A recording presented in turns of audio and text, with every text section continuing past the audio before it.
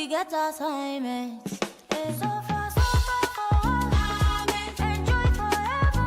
But you don't pay attention to the intimidation she dey face. No be like water.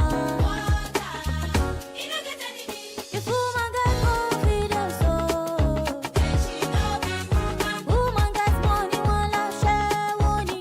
She no be woman. If she no got him up for side, they go dey push woman aside, and eventually, they go suffer woman. I never talk you finish. I never talk you finish. I never talk.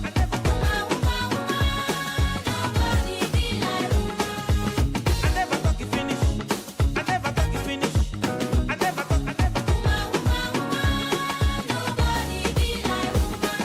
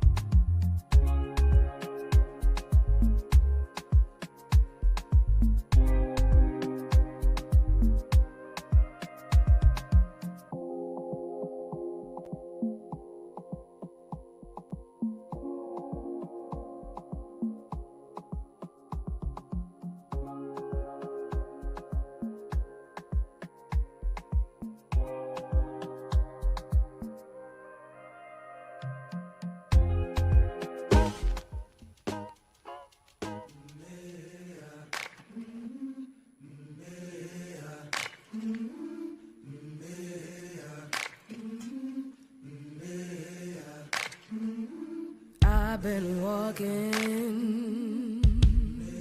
with my face turned to the sun.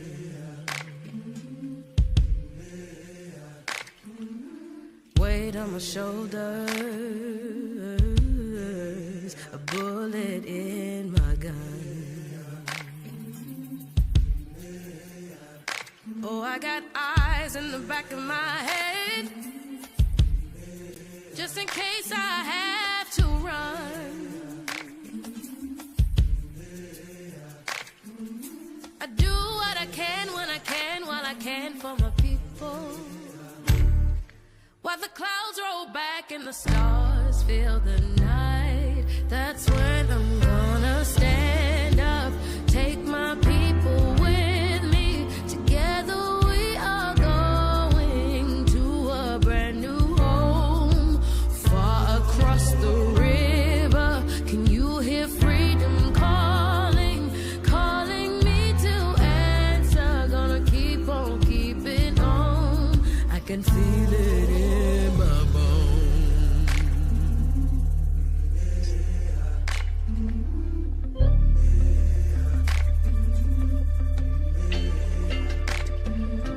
Early in the morning, before the sun begins to shine, we're gonna start moving towards that separating line.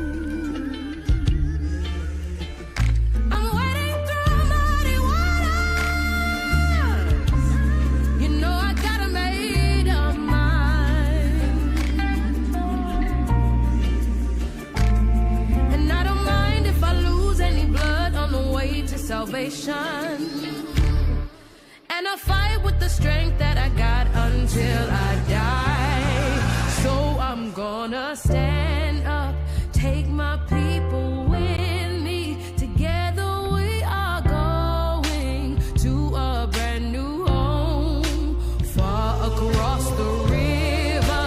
Can you hear freedom calling, calling me to answer? Gonna keep on keeping on.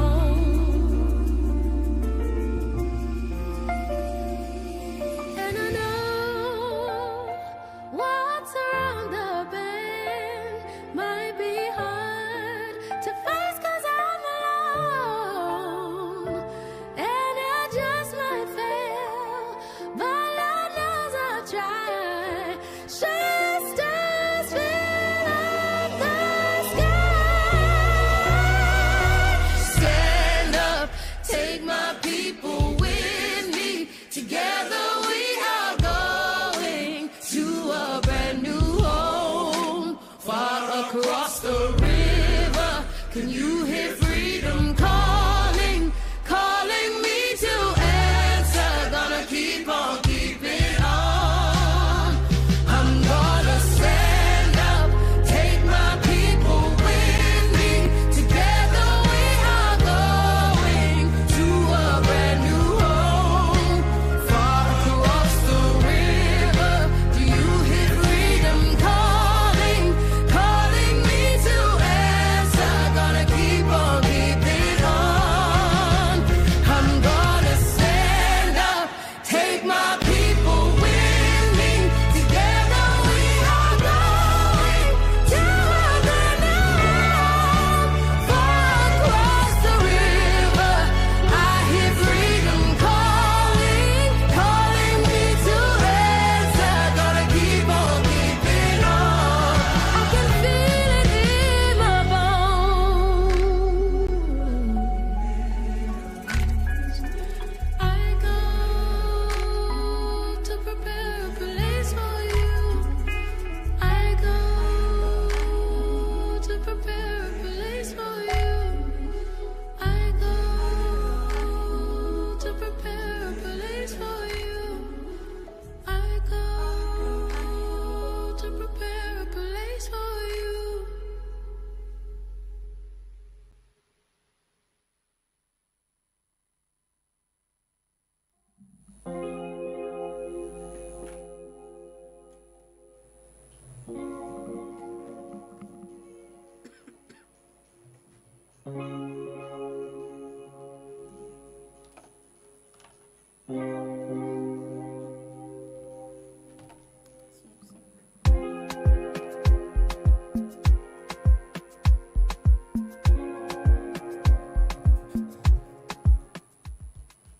I Hi everyone, good afternoon. How are you doing? How's it going this do we have a sunny Wednesday today? Is it sunny outside?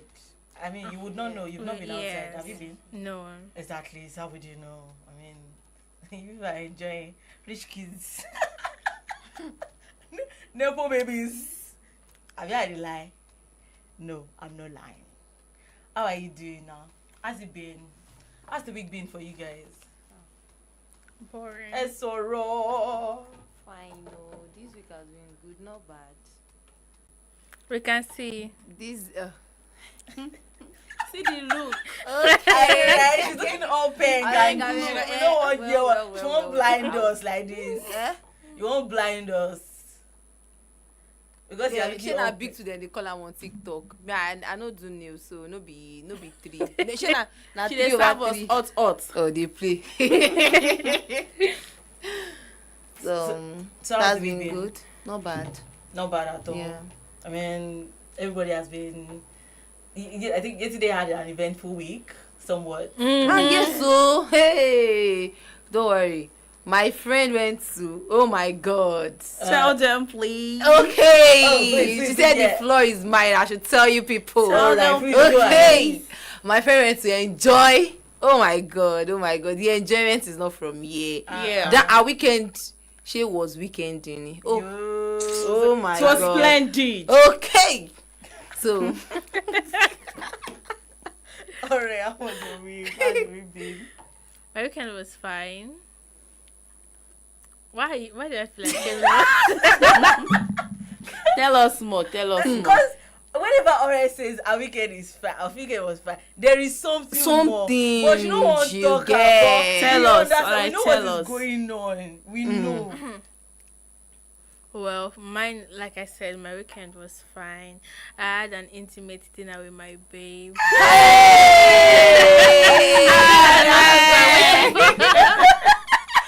Oh Yes, my god. I mean, we love to get all the tea of what is going on. I mean, it's the girls, you know. So, Okay, I'm blush- I I'm noticed blushing though. on her Ori has behalf. been smiling. Any Ah, small Kemi, things, Kemi, smiling. Kemi. Fear God, God, oh. when- no, now. We know how they go now, you know. we know wetin dey Ori. You God, be the when? only copper where I see. Wait, Where they fresh. See who is talking. Exactly. the two of you, See God, the two wey dey The two talk. of you are what? The two of you are what? Exactly. The two of you are what? no, Jesus. No, you cannot even say that. If it's that, all of us. Thank you. Everybody. It Thank is you. my, Okay, it wait, is my wait, are we friend that is picking- glowing. You're the one that is I can glowing. literally Stop see you. now. Look Since clear I'm glowing, you're skin also from here, glowing. it's Don't okay. mind them. No. Ori. Stop saying ore. Oh, Kemi, sorry. Kemi.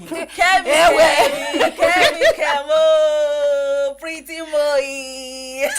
On point. All right, good afternoon, everyone. You're welcome to Ladies Lounge on Solutions 93.9 FM Ibadan. You know when the ladies are in the building, it's about to go what? It's about to go down. It's about to go down. And like always, this whether you're at work, on the road, or you're just taking a breather, we're so glad that you're here with us today. And trust us, today's conversation is deep. It's emotional somewhat, and it's quite relatable. I mean, whatever it is we're doing here, it's one or two people can relate with it, because it's about us women, and one way or the other is one thing that somebody somewhere is going through, or somebody somewhere has been through and is able to get out of it. So like always, we're starting off with our social media gist, starting off with a social media segment. So we're coming from the streets of social media, and the stories this week are quite, every week like that, they always get us thinking, what is going on with the world? What is going on? But it is what it is. From disturbing conversations to rejections, we keep saying that men do not know how to take a no for an answer. Men do not. Consent is a problem, and it keeps happening. We keep seeing it every week, day in, day out. It is a problem, and every week there is always one man coming out to prove us right. Yeah, right. There's Yes. always, not all the men, but it is always a man. So, and like that, that is what we are doing this week. We are picking from all this. We are picking from the stories we have, and we are unpacking it together, honestly, thoughtfully, because there is this space is a safe space, is a no judgment zone. We are not judging. There's some places where people like say we go judge like mad, but we are not. Trust us, we are not judging. We are not judging, but we still talk. We listen, we don't judge. We listen, we don't judge. We listen, we don't criticize, we critique. Oh. We are critics, sorry. Sorry. English. Oh, no, we don't criticize, don't worry. But we are just- critics. Okay, you get. yeah. You understand. We- Already, you understand. How are you critics if you don't criticize? You don't criticize. And now you can criticize in two ways. It's either the good No. way or There's the bad positive way. and No, negative. when you Yeah, criticize- right, but like you No. have to pick a side. Criticism is criticism. No, when then you can- criticize, you just talk about the bad side, the negative side. Ah, Like, No, that's That's- opinion. That's No, your opinion. That's not criticism. You want to criticize something. but critique, you talk about the good and the, bad yes, side. and the bad side. Yeah, Both so- together, everything But together. if you We are like you- critics. We are not criticizing. We're not anybody. criticizing now. We're not talking about the play. kidney. But that's just the thing. That's Okay, yeah, let's leave it at that. okay. Everything we are just doing it today, we are unpacking it one after the other. And then after that, then we take it a step further today, because today we are sitting down with an incredible and amazing author, J. Victoria, and to talk about a powerful book, Still Mrs. Cole, a story that dives into marriage, faith, commitment, and the difficult decisions women sometimes have to make. And the exciting part of all of this is that you get to be part of this conversation. The phone lines will be open later in the show for you to call in, share your thoughts, and even ask the author your questions directly. And yes, we also have something special for our early callers today. There are gifts waiting for the first set of people who get through. There's we have 5 hard copies, yes, that you get to take away. Still Mrs. Cole hard copies, yes, you get to take that. And also ebooks. We also have the ebook. So you get to call in. If you're a lucky caller, you get to go away with an ebook or a free hard copy. So, and that is it. This is Ladies Lounge on Solutions 93.9 FM Ibadan. My name is Ifeoluwa Akinola, and you know me as the Phoenix. Before we forget to introduce ourselves, you know me as the Phoenix, and with me are the beautiful ladies in the building. My name is Hey. Orelua, the blue flame, the fire that burns just right. The purr. Go ahead, please introduce yourself. So, Hi, my name is Yetunde. I don't have a nickname yet. we'll find one for you. She's like, you Wait, guys I know that's what I know. That's right? what Yeah. I know. That's what you want Yeah, to say. She's like Gecko in PJ Maxx. Don't worry, we'll look for a nickname for you. Good afternoon. My name is Oluwakemisola Isaiah, the pretty boy. The pretty moe. Yes, so, and that is the ladies. We are the ladies on Ladies Lounge at Solutions 93.9 FM Ibadan. So we are getting into our social media segment first. We are not taking much time. We are not talking much today because we have a lot to do. So we are not doing much. So the first stuff is the first story that we came across on social media this week was the story about a lady that was on leave. She goes on leave from work. She returns to work only to find out that she has been replaced at work. How did it happen? Her office said that she sent in a resignation email, but she did not. So after she digging through, she discovered that it was her husband that sent the email to her company and deleted it. So when she confronted him, he admits to it. He said, yes, I did that. Boldly, with his full chest. And then said that her job was taking too much time. And it's affecting their intimacy. Like, they are not unable to have good sex. Yes, in his words. They are unable to have good sex. And so, therefore, and at work, they just increased his salary to 150,000 naira. I had He my goes- face on yesterday Okay. from the onset. So that he will take care of them. Fast forward, 2 months later, they sack him. They sack the husband from work. So at your husband, And the wife. at wife, They are jobless. they are jobless. And I'm thinking, this will not be red flag anymore. That signboard. Past cyber, a feud, red feud. But Oh the my thing is, God. they are married, for crying out loud.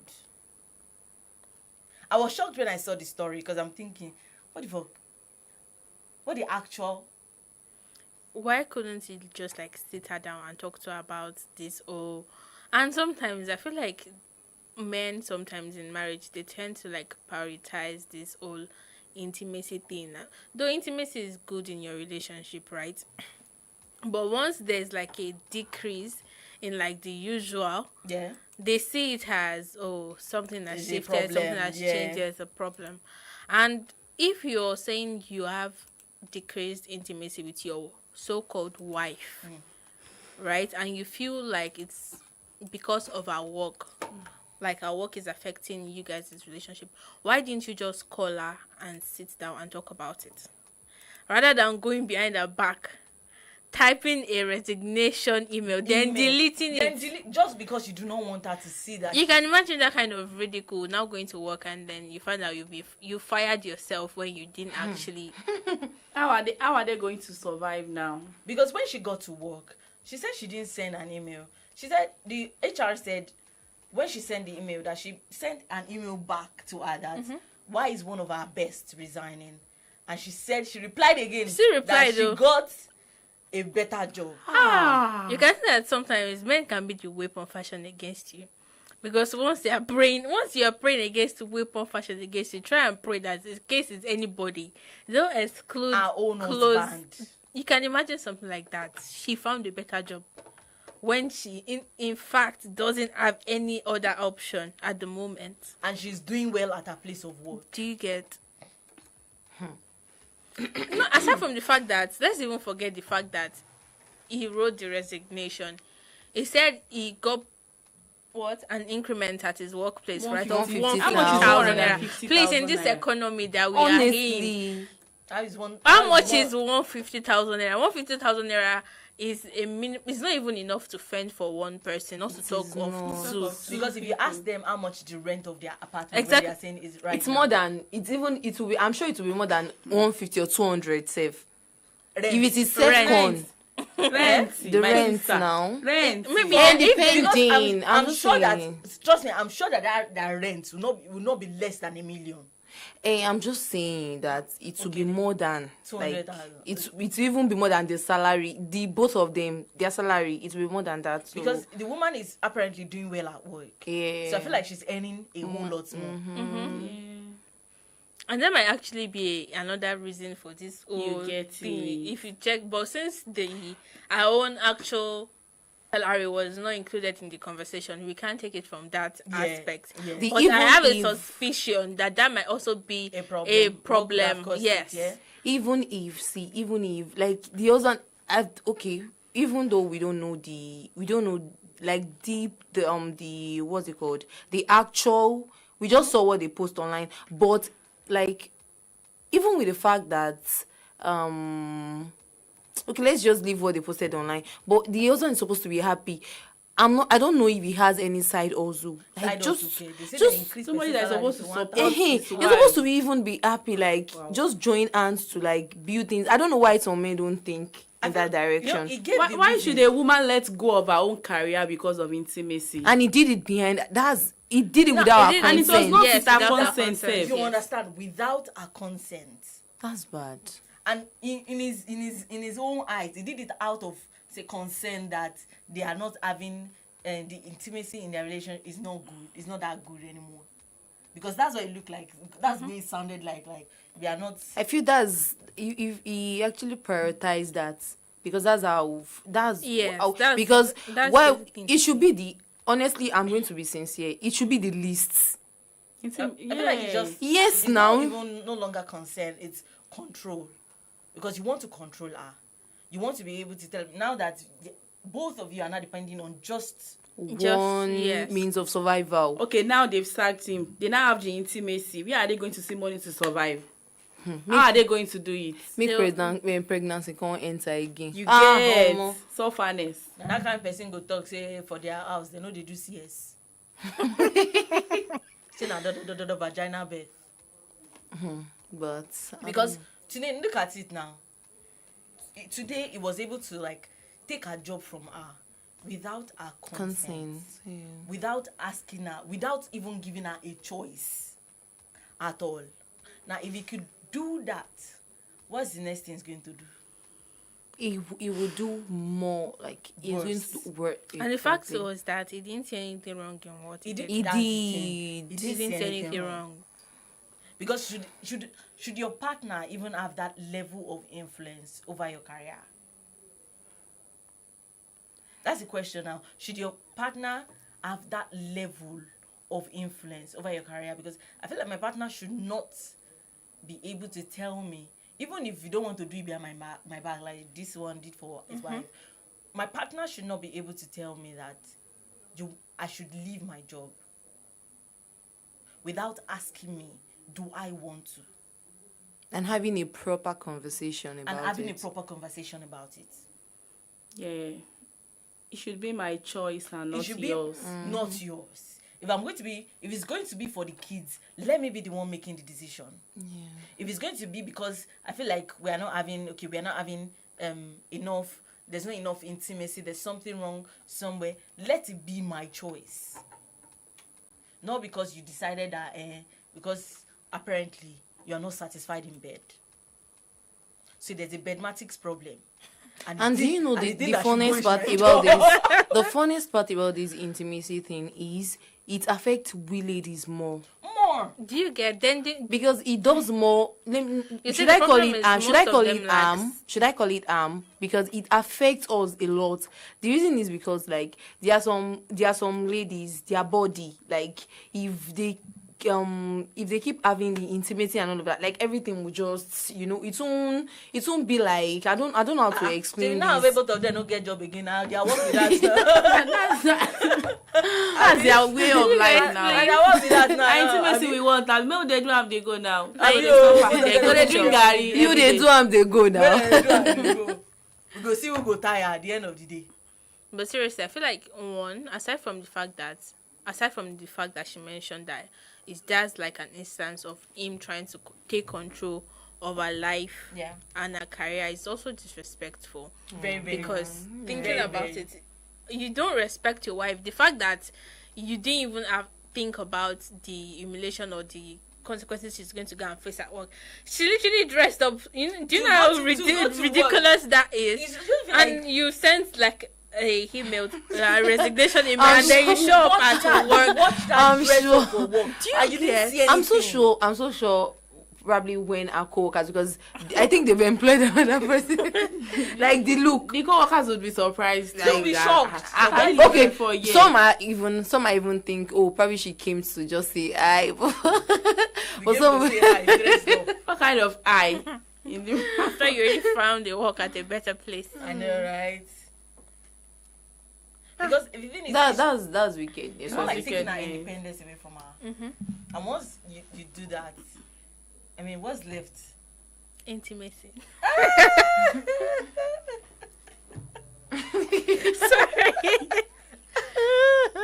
Excess intimacy.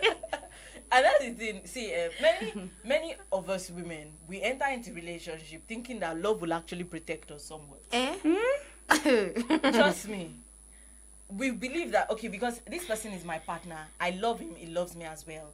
We tend to believe that this person, because we love each other, Watch on my back and you understand.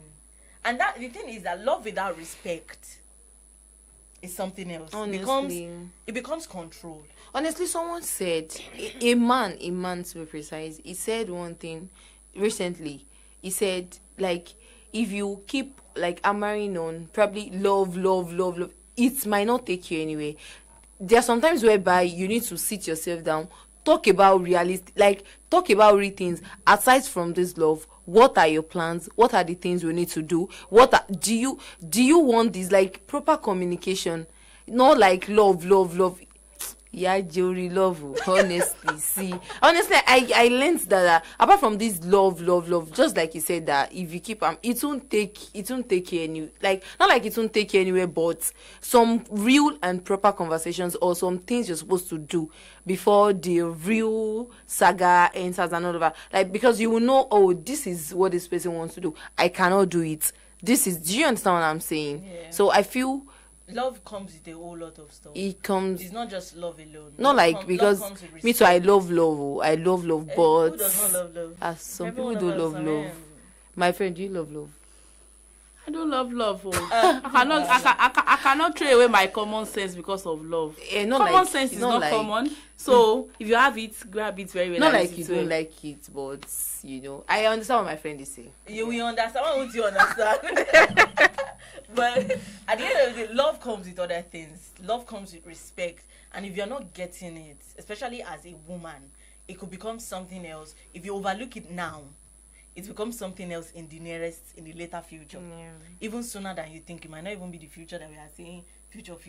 Sooner than you think. So it's important that all these things, we are able to look at it from, I don't know that you are respected is important. That your partner respects you as a person, as a woman, at least a decent human being. Yeah. We all should respect one another, not to not talk of someone you are spending the rest of your life. Apart from what's it called? Apart from getting married, or like respect. Apart from the fact that okay, you got married to the person, you already paid the bride price. You should respect the person's body too.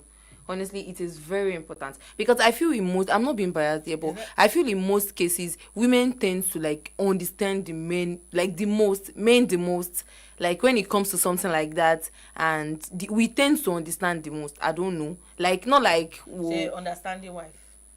Not like like if they No, I think she's trying to talk about the intimacy part. Like if the man is like, oh, I'm not ready for this, and I think we ladies, we tend to like answer, he's probably tired from work. But mostly men will like, do you understand? This their control nature. They want to force it and all of that. It's not a control nature. Now that's what we're saying. It's out of respect for one another. There's nobody as so all this nature thing that we are talking about. Are you saying me too? I don't have control nature. If I decide that I want to be a man beater today, you think I will not go and train for it? And shit! I will support you. Please. That is honestly, and that is it. It's out of respect for one another. Knowing that this person she's not just my wife, she's an individual, she's a person of her own. On her own. So it's respect for one another, and that is what is important. Very important, please. Importanter. Thank you very much. Moving on. On to the next. This one about... Did you read this where a man shared his heartbreak? He and a woman, they promised each other that if they... You go, they promise. That's exactly what I was about to say. If they were both single at 32... She's at his wedding ceremony. They would marry. Okay. Why was she right? Okay, continue. I feel like I know where this is going. But that if they were both single at 32, yeah, they would get married. Okay. So now she travels abroad for her masters, new environments, new exposure, and normally they used to talk, but now she starts pulling away slowly. She's starting to pull away. Okay. He's suspecting that there's someone else, and he feels betrayed because in his mind they had a plan. The man is now 35. And the man is 35. Okay, sorry. She is, I think she's 32 or something. Okay. But the man is 35. It was so. Is that the end of the story? He feels betrayed. That why would she do that? Okay, he's saying that he feels there's someone else. Yes, and my question is, was it this someone from the onset? In his mind, they already had. That's the thing. Why would you be doing relationship in your mind? In his mind, no, it's not in his mind. It was more like they already had a plan. Say, by the time we grow up, plan keeper. No, be plan keeper. Promise event keeper. planner. They made a promise. Promise keeper.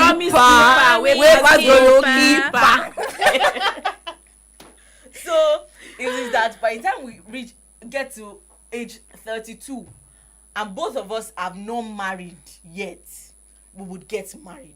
Okay. Oh, okay. So the lady is 32 now. But she's going out with somebody else. No, they talk. They just have conversations. They not talk about relationship. You not tell me that you love me. Now you expect me to wait for you. That's what I'm saying. Like, the reason why I'm saying this whole thing, the way you took it is weird. Because the promise was that if you were both single, right, at this certain age, you guys can or would get married. But there was nothing that in between. You're not free to date or go along with somebody else. There was nothing like that. And he's saying that he thinks she's moving on to somebody else. You were never someone. I mean, we were just talking. And We we were were just friends. That's the thing. You were never someone. We are friends. You are just friends. If you the knew, fact if you that had we- it in your mind that you actually like that, you will not wait for that time. Now you let your intentions known. You let her know your intentions. That I like you. Let's. And if she says no, you know that okay. That bridge has been broken, and you guys will just try and maintain Have your with your friendship. life. Yes. And Yeah, now, no. which one is not saying that she moved to somebody else? Even this, normally, That's why I saw something online where they said that new date first date questions is, are you dating somebody that doesn't know you are dating. or is somebody are you in a relationship with somebody that you don't know that you're in a relationship with that person? Because I feel like that's the instance of this scenario. Is in his head like that they are already in a relationship working towards this marriage for this age, but the lady is just like, we are just friends, probably made a silly promise. Bestie me, friendship goals. She'll probably even invite clock him to her wedding if she's actually getting married. She and should she could now. actually pay for his Best flight friend. and all of that. So Poor if guy. that's if they get married in the. Oh, that's so sad. Yeah, Women. Women. I mean, my own is that people, for a promise that you claim that you guys made to each other in Yeah. the past when you were younger. She might not even remember. Honestly, Aside that's that, people evolve. We all evolve. Even if she was remembers, then, she might not like the man again. Are you whining me? who cares? The person I was then, is it the person I am now? now. At age 32? Are you kidding me? So I'm supposed to go by the promises we made to each other when that we were little. when we were little, that because of what? Emotionally, maybe for the man, it could be yes, say okay, emotionally, as I say, maybe then we liked each other, but realistically, did it work? No, now let's not be deceiving each other now. You should just move on. Move on. So you should not move on. You should stay there. Because now the thing is she wrong for choosing a different path? Is she She's wrong? not wrong. Because you She's said that She's you, not. you're saying that you were betrayed. because there was no like this. The relationship was not defined. Yes, It it was was not defined. Nothing was It spelled was not out. defined. So I poor boy. she I it feel feels for like him, it Sha. feels, so it feels that it was betrayed, Sha. So they don't Betrayed in what sense? They don't betray her now. I feel like a lot of people need to look more. So into maybe the she should definition have of just what given- betrayal is. Eh? She should have given him what? Eh? You said she should have given him something. Maybe you should have just given him closure. Closure. I saw something earlier where someone said you don't. I saw something where somebody was like, there are certain relationships or friendships where you don't need closure. At first, when she said closure, to be very honest, when I hear the word closure, I don't think about what most people think. I followed the lady, so when she was like, as a lady, there are some closures you don't need. I was thinking about wigs. I was thinking maybe she wants to talk about 5x5, 6x6. That was the closure. My head went immediately. When I heard as a lady, there are some closures you don't need. But when you think about it, there are certain things that you don't necessarily need closure for. Aside from the fact that maybe if you were in the wrong, right, or maybe you offended the person and the person withdrew from you due to that. If you didn't do anything wrong and all of a sudden you say that this friend moved away from you or this person just suddenly stopped talking to you, you don't necessarily have to go to that person and have a conversation.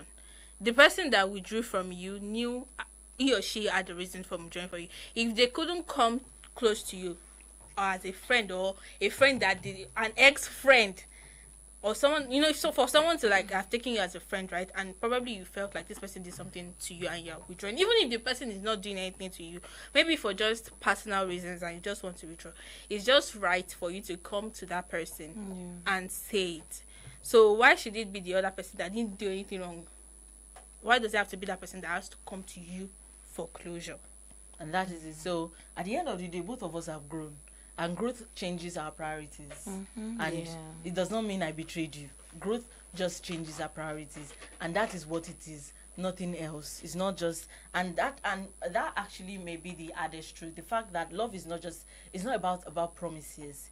It's about alignment. Because do we align? Really? They were talking and all of that. Did they really align? You understand? Did they really align? And that is what it is. So if you look at all these stories, there's control in relationship, there's the promise that did not survive reality. It was a promise that it didn't survive reality. And these are the exact things that shape conversations about marriage, about commitment, and about walking away. Because sometimes the question is not about can I stay, but should I go? Is it time for me to leave? Have I overstayed my welcome in this relationship? In fact, in this marriage.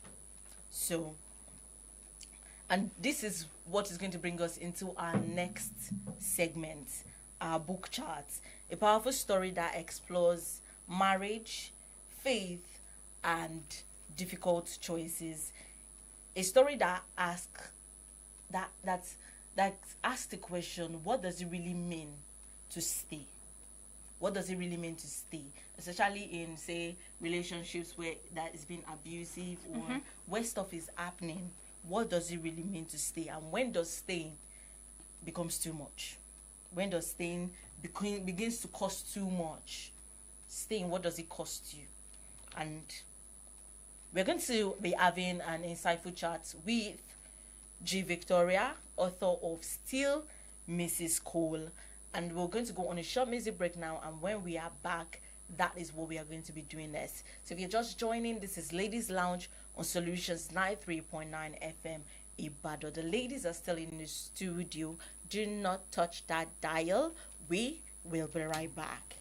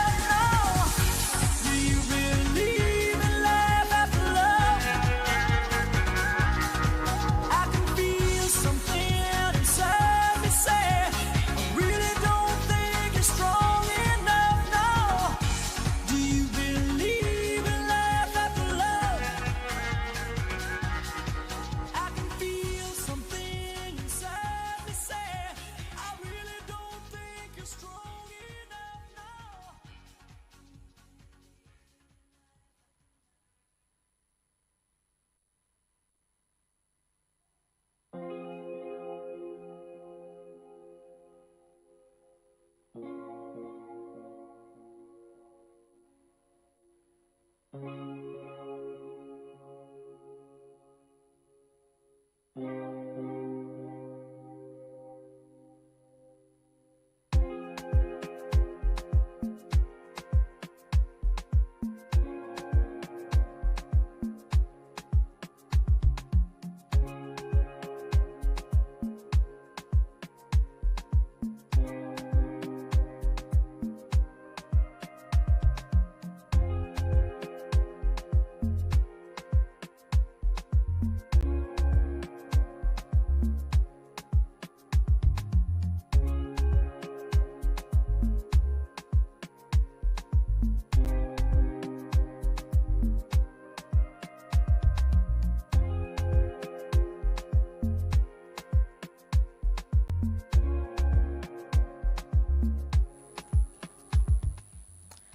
right, you're welcome back from that short break. If you're just joining, this is Ladies Lounge on Solutions 93.9 FM Ibadan.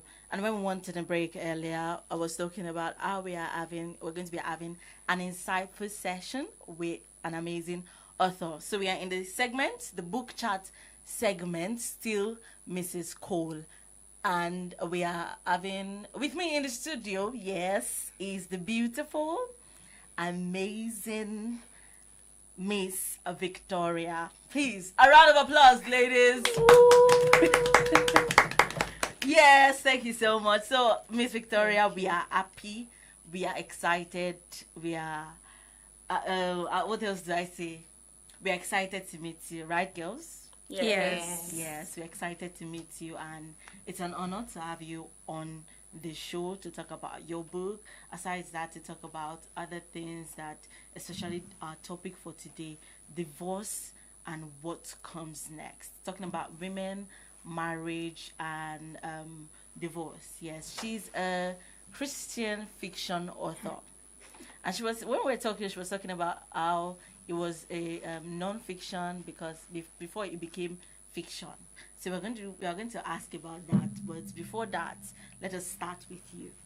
So tell me, who are you beyond the pages of this book? Who is G. Victoria? All right, thank you very much. Thank you for having me on the show. I really do appreciate it. I'm glad to be here. So G. Victoria is actually the name I use to express my faith-centric literary thoughts or work. It's my pen name. My full name is Bolaro Victoria Oshun. So Bolaro is, first of all, a student of life.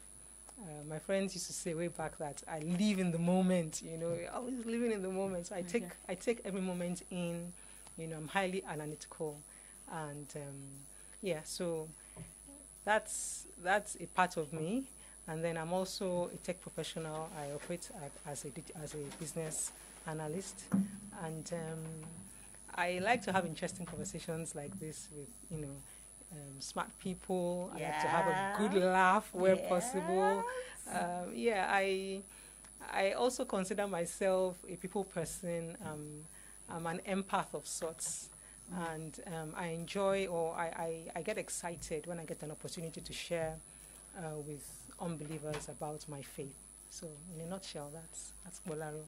All right, so it's nice, it's beautiful having you on here. Yes, we're smart ladies and we love to have beautiful and insightful conversations that not just us can relate to, but other people, other women out there. So you said earlier that you have a background in tech, business analyst.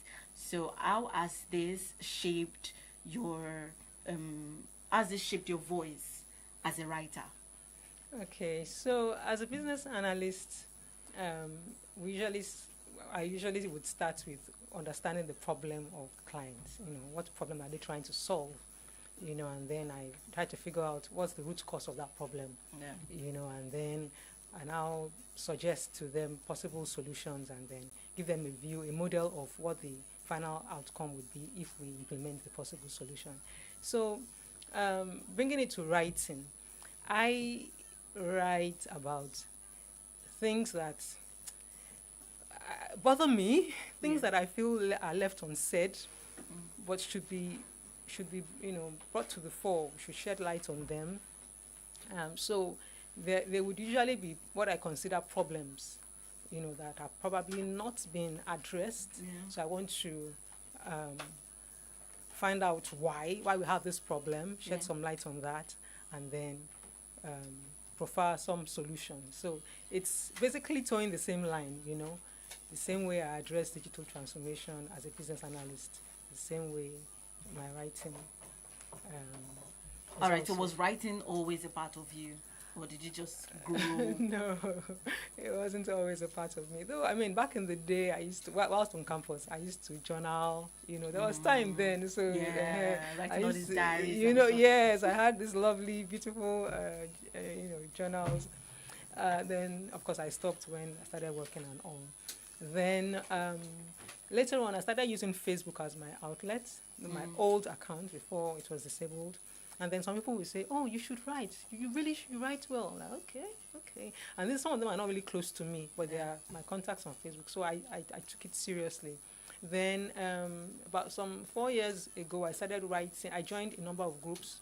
I informed the admins that my purpose of joining was to share gospel content, and some of them were okay with it.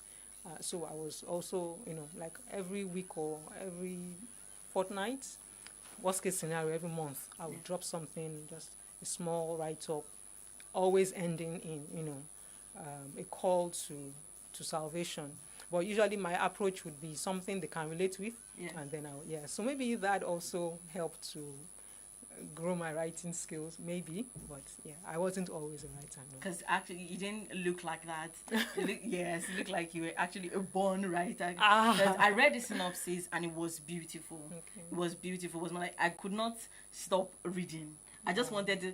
I gave it to someone. I told someone else to read it with me, and we were reading, and it was like, "Where's the remaining?" I'm like, I don't understand. What do you mean by where's the remaining? You have to buy it in the book. It is the reason why you want to get the rest, because it's beautiful. You want to read to the end, and it's amazing. Thinking that it was something that you picked up and you kept doing over time. So going into the book now, Still Mrs. Cole. It feels like a title that the title is actually interesting, because looking at it, it's just like Still Mrs. Cole.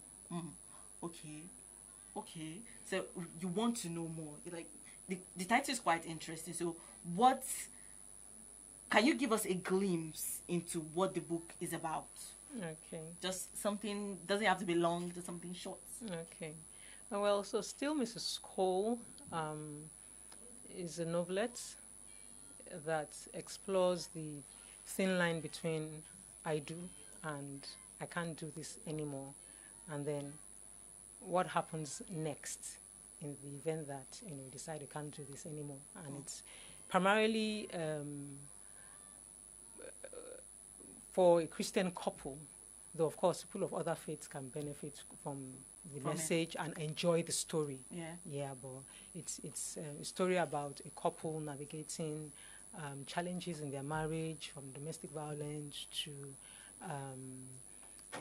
the inability of the man to pull his weight, which also stressed the marriage, the inability of the woman to have a child, that also stressed the marriage. And then, so I'm going to leave, and then when we leave, what happens next? So that's, in a nutshell, that's it. All right. So we'll go on a short break now, and when we come back, we are going to be talking about it in depth. We're going to directly into it and talking more about it.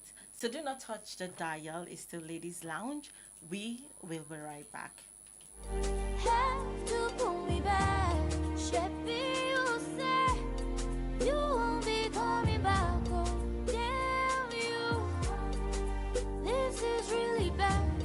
Sheppy, News, sports, entertainment, top 100 music on your Remedy radio dial. Solutions 93.9. Do not touch that dial.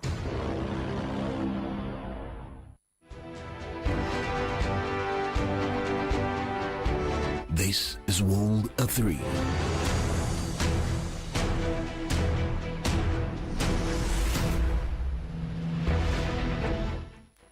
A wonderful afternoon to you. My name is Ifeoluwa Akinola, starting from Africa.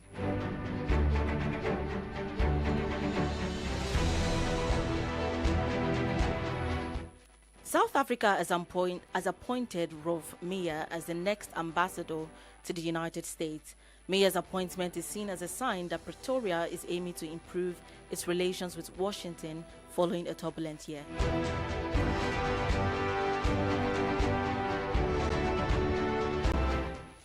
Popular Palestinian leader Marwan Barghouti has faced a series of violent assaults in Israeli jails in recent weeks, raising new concerns that his life may be at risk. Lawyer Ben Mamarelli stated that Barghouti, who has been serving a life sentence imposed by Israel since 2002, had been subjected to 3 assaults over March and April, indicating a pattern of escalating violations.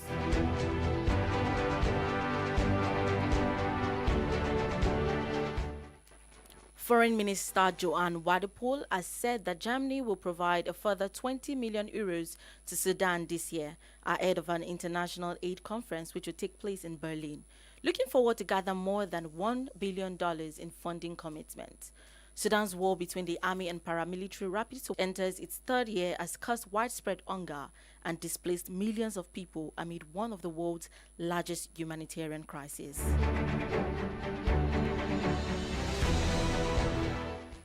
The U.S. military stated that its blockade of Iranian ports has been fully implemented and economic trade entering and leaving Iran by sea has been completely altered. In a post on social media, U.S. Central Command, CENTCOM, which is leading the war on Iran, said the blockade is being enforced against vessels of all nations, including coastal areas or ports in Iran.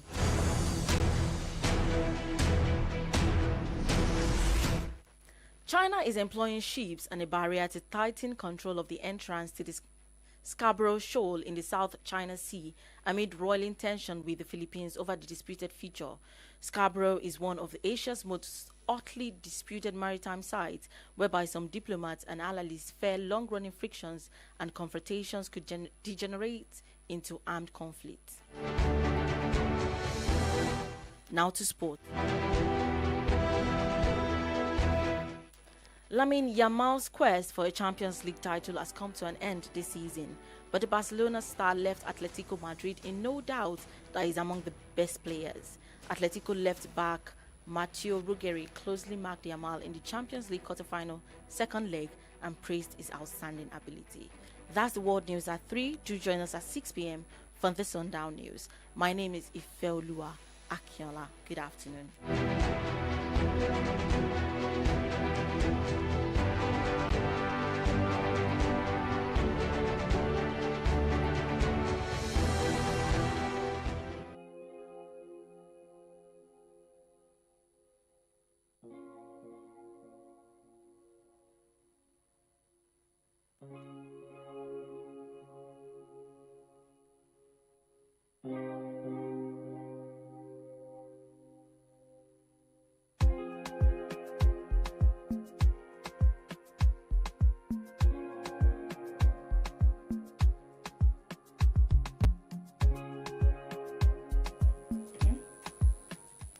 All right, you're welcome back from that short break. We'll continue with Still Mrs. Cole by the author, J. Victoria.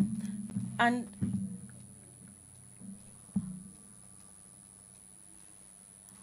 the book talks about a sensitive topic, divorce.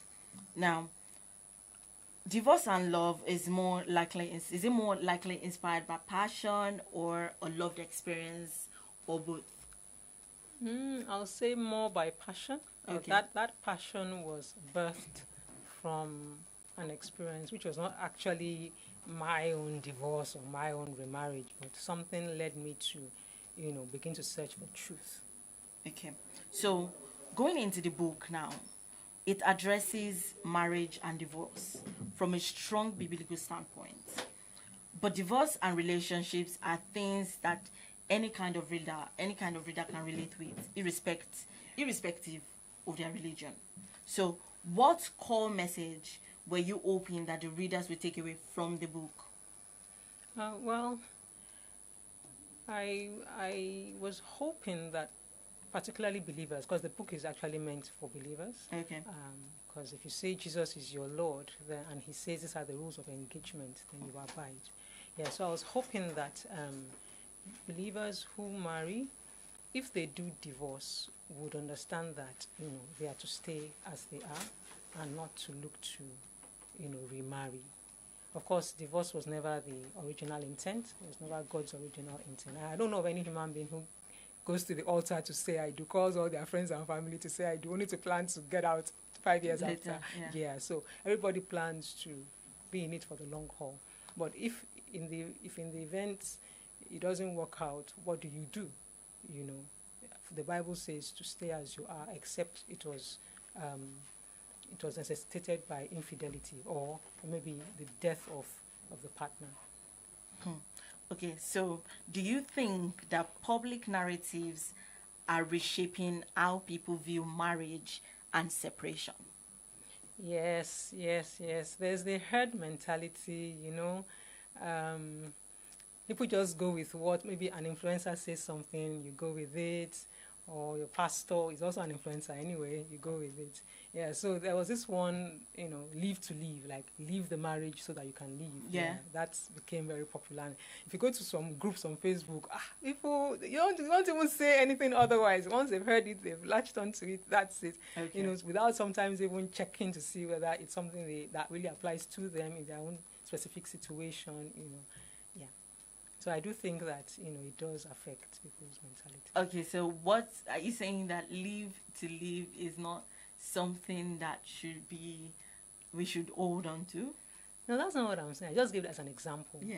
Yeah, that's, okay. Yeah. Okay. So, some people believe that staying in marriage at all costs is ideal.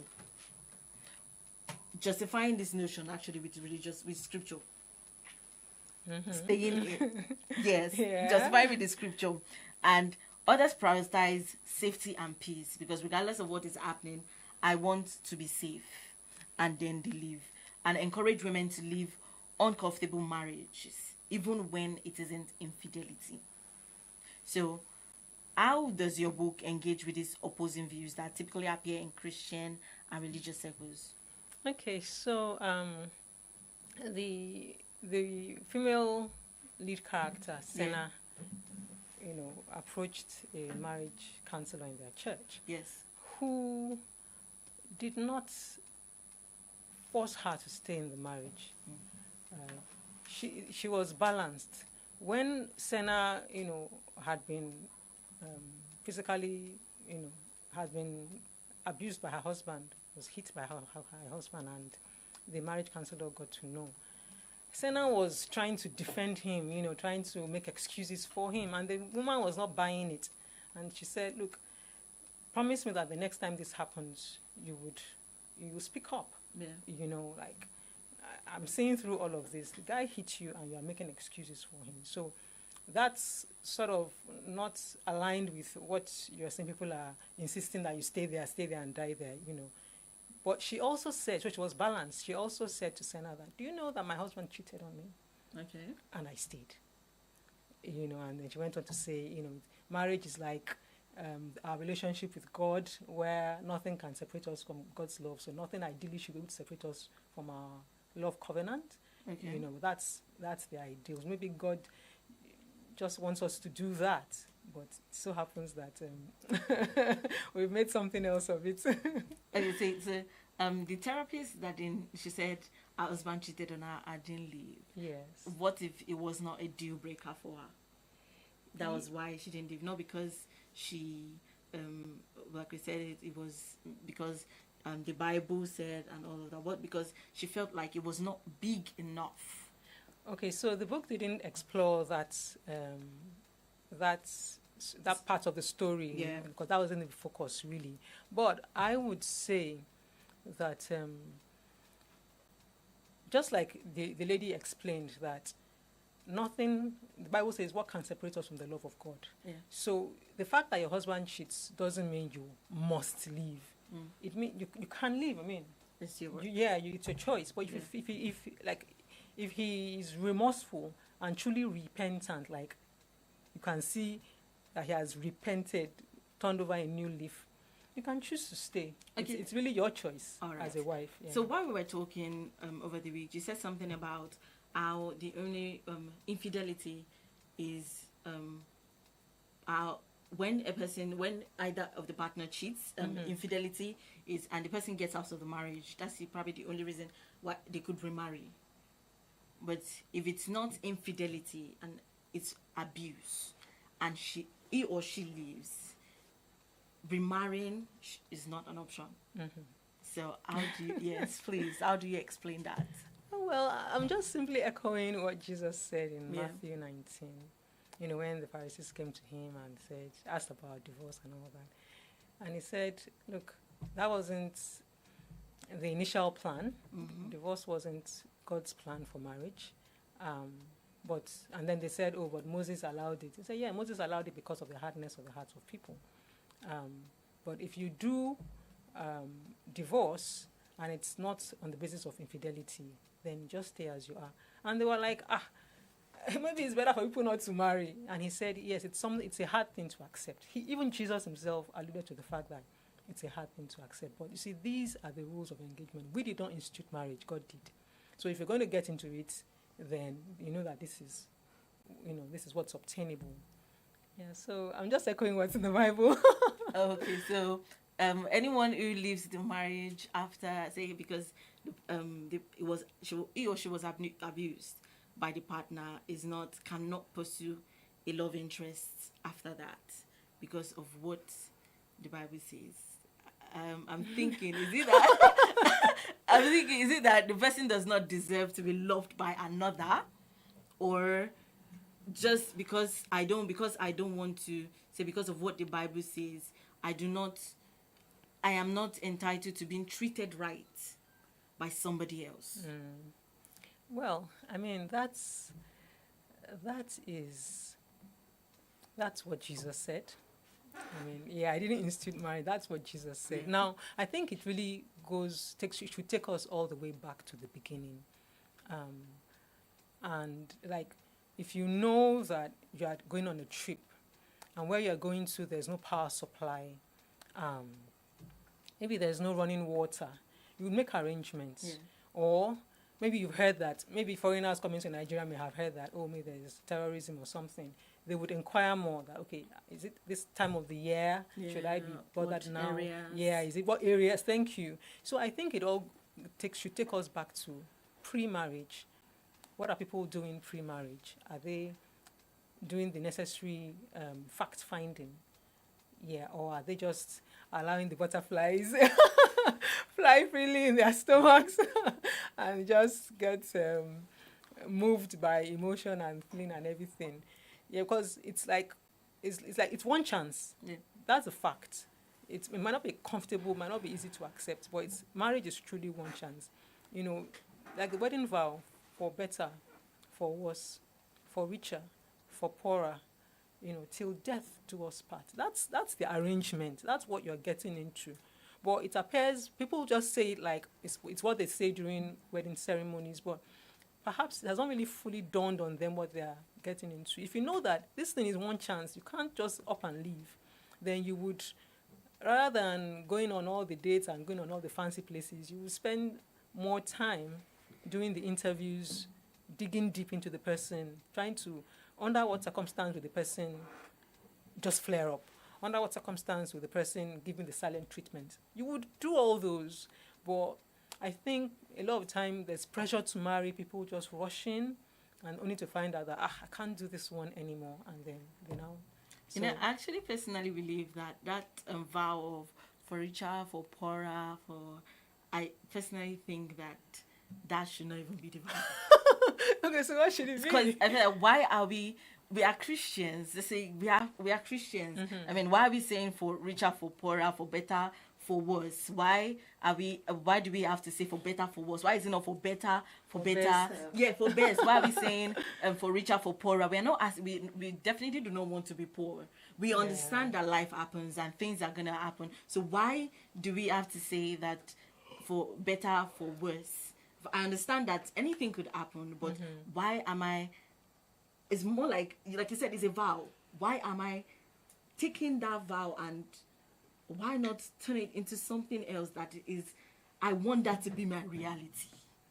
I mean, if you are doing positive confession, it's good.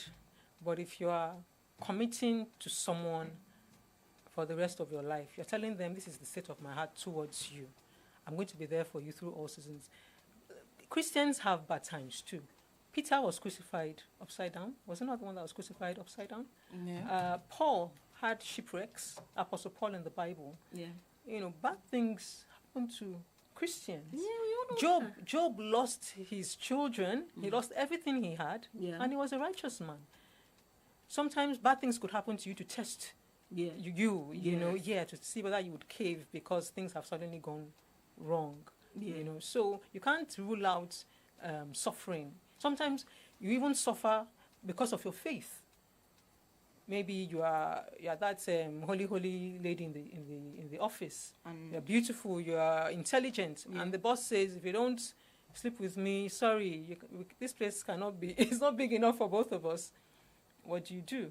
You hold on to your faith and you suffer. Sometimes you have to suffer. The suffering will not just disappear because you are deciding to hold on to your faith. There are those who have died for their faith as well. Yeah. So I think it's just been real.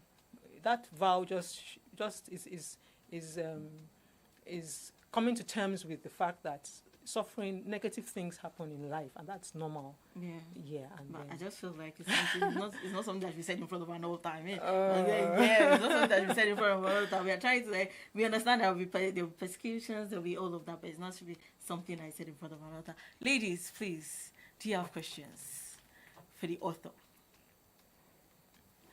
All right.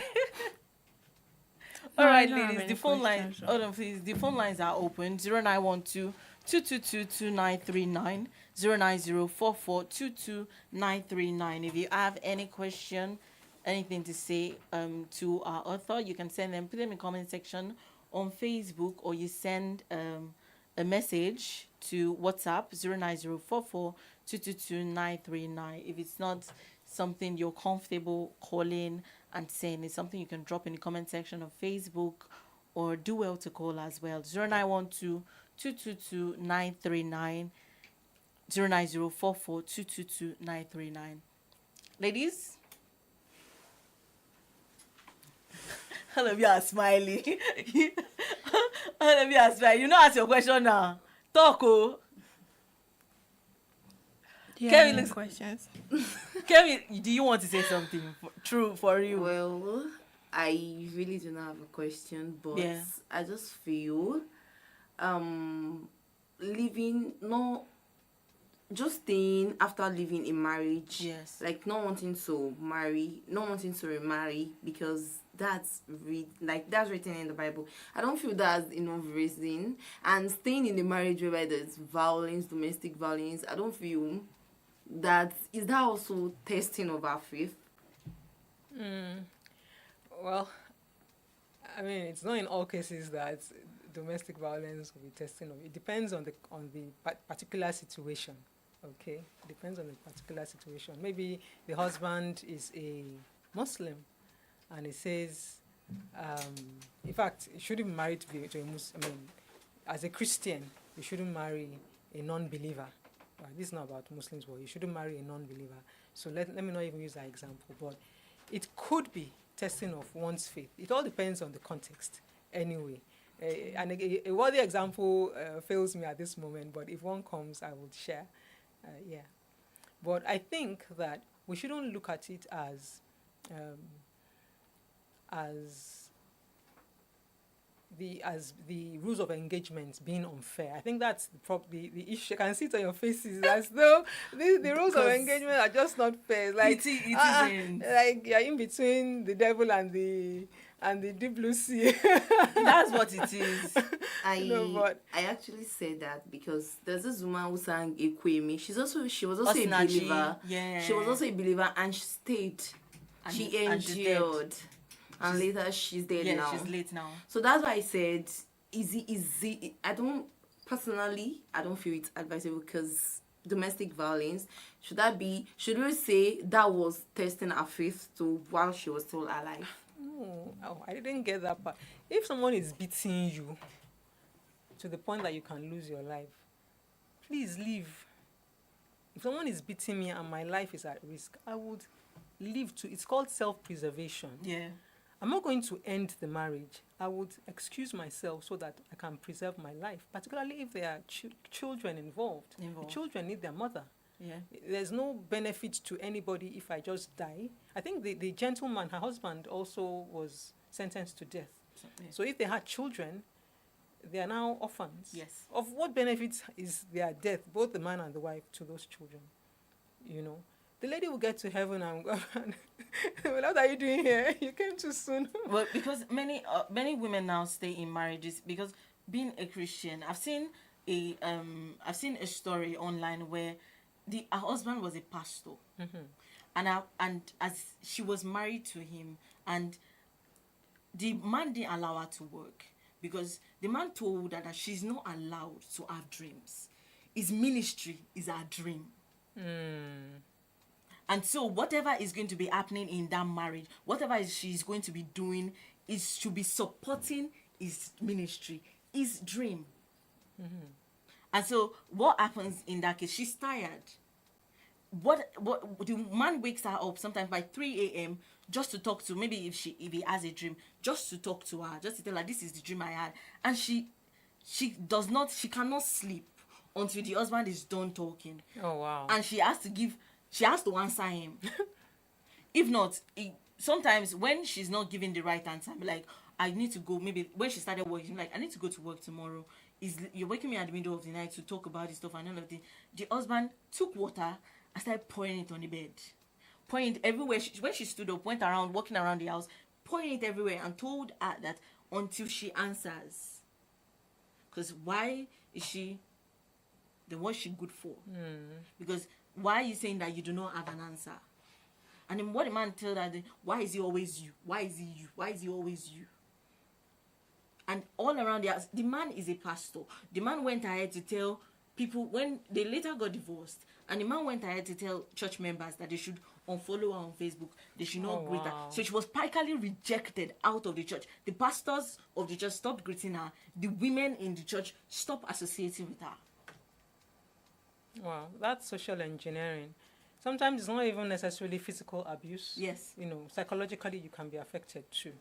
Now, I mean, we can spend the whole day bringing up issues, different people's experiences.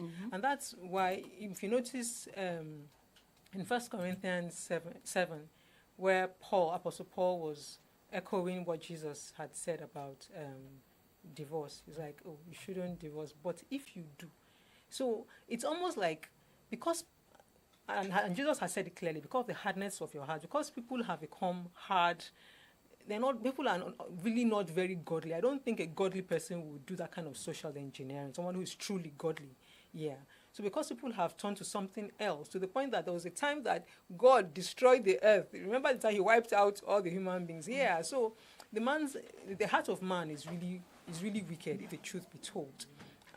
So we cannot begin to assess everybody's case. It's what you decide. You are the one who will know your tipping point. You are the one who would know when it's beyond what you can bear, you know, and then you can decide to go.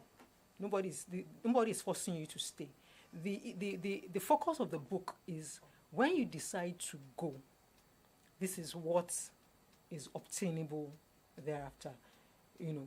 Either you'll be reconciled, you know, it could be that when you've left, that's when the gentleman will now realize that, oh wow, I did something wrong. I did something wrong, or my world is gone, like, what was I thinking? It could be. If you've gone for some time and we're like, oh my, that's when he's able to think, or he goes for therapy or something, and then you can still reconcile. But if you don't get to the point where you can reconcile, then you stay as you are. I just feel like still it's unfair to us women where in a case like that, because we get to divorce, divorce the person, and then we're unable to remarry. I mean, then why are we out of that situation? Why are we out of that marriage if I cannot, if I find someone that loves me better, or I find someone that I love and go ahead and pursue another love interest, or get married to somebody else? So that's the thing. I think it takes us back to the beginning. We should understand that the way marriage was instituted, it wasn't instituted for you to. It's not like a prom dress. You just go to the shop, try it on. If it doesn't work out, it's not something. So that's why it's not the selection process is not one you take with levity. You do lightly at all. It's better to take your time and be sure. Even at that, who knows what anybody will become tomorrow? Except God is really so. Before selecting, get to know yourself, get to know God. If I get to know God, when you get to know God, then you can get to know yourself. Like my cousin said in her book, that be cordial with God. That's how you get to know your purpose in life. That's how you get to know who you are. That's when God begins to show you, this guy, he's nice and all of that. He has anger issues. Maybe just see it in a dream and you'll be like, okay, I'm calling it off. All right. So quickly, what are the signs women should look out for before entering a marriage? Okay. Well, I mean, looking at the story in the book, the guy, Fred, clearly had anger issues. He probably didn't show up when they were dating. He was perfect. He was just, what excited her. Things like anger issues that may not show up at the first date, second date. But maybe by the second date, you've already slept with him. By that time, your brain is not working again. It's your hormones that are working. Even if he slaps you, you take it like that. You make excuses for him, So, things like anger issues, things like, is this person, this gentleman, are we equally yoked? Does he believe the same things I believe? And I'm not even talking about people of other faiths. I'm talking about within the same faith. Some people have strange ideas. Yeah. Yes, and you are of the same faith. So do we believe the same thing? Because two cannot work together except they. So how can women balance faith, love, and self-preservation when making relationship decisions? How to balance faith, love, and self-preservation? Well, from the self-preservation perspective, I would prioritize that, because it's the woman who is alive that can even embrace a faith, right? I can say I'm Christian or I'm Muslim or whatever. So get yourself out of a bad situation and be whole.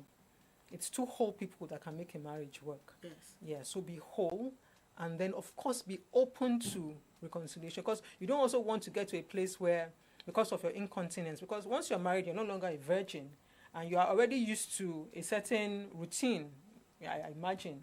Yeah, so the body will be asking for that. So you may end up in a place where you don't even want it. That experience, that breakup may take you to a place you'll be amazed at the person you become. Yeah. And you don't want that. So it's a dangerous place to be, really, to be honest. It's not a good place to be at all. But I think being open to reconciliation is what would make a believing woman make the most out of that crisis period. Because the guy could go and change. Because you can also change yourself. It's not always, the guy that is bad. Yes. Yeah. Sometimes the guy is truly bad, but you probably didn't handle the situation the way Jesus would have. So what would Jesus have done? But with benefits of the separation and all the healing everybody goes through, you now get to be both mature. You get to a place where you see things with different eyes, and then you can make the changes necessary and then consider trying again. All right. So if there's one thing you want our listeners to take away today, regardless of religion, what would you want them to walk away with after this conversation? What would you want them to walk away with? Well, it's for everybody, right? Yeah, regardless of religion. I would say, because the book is actually, the message is for Christians, but if it's for everybody, I would say happily ever after is actually what marriage should be. We grew up reading those stories, and they lived happily ever after. That's the ideal, What can we begin to think about how we can go back to that? Already the Bible shows how, and if you're not a believer, if you're not a Christian, can you begin to consider how you can make happily ever after your reality? And let's normalize it. So making happily ever after your reality and normalize it is what we are taking away from today's conversation. Let us, as human beings, without religion, as human beings, as a Christian, as a Muslim, let us learning to respect each other is important. I feel like even as a Christian, that is the basic thing you can do. Respecting your person, the person you're with, knowing that this person is a whole person, and both of you are partners to work this life together. And that is the way I feel it should be. So this conversation reminds us that love, faith, and personal well-being, they intersect in complex ways, and it's not something that it's important that we use clear eyes. Yes. You use clear eyes, and Yes. there's always room for empathy, for understanding, and for growth. All right, so thank you so much for coming. Thank you for having me. Guys, the book is still going to be available till next week, till it's still going to be here. So you get to call, you get to be part of the conversation. The conversation is not ending here. Even if the author is not going to be here, the conversation is not ending here. There's going to be topics where we have to discuss all of these things as women. So join us same time next week, same station, 93.9 FM. The ladies are still in the building. They are not just talking. All right, guys. Please. Bye, guys. Have a beautiful and wonderful day. Please, can you say bye to our listeners? Well, thank you for listening. Yes. And I hope you do get a copy of the book, Still Mrs. Cole. It's available in the booksellers, the bookshop yeah. Here in Ibadan. It's also available at the Redemption City, CRM Bookshop. It's available Unilag Bookshop, Fountain of Life Bookshop, MFM Bookshop, and it's available online as well. It's on Amazon, it's on Seller. So just do a search and get yourself a copy. All right. So see you guys next week. Bye. We love you. Bye. Have a beautiful day. Bye.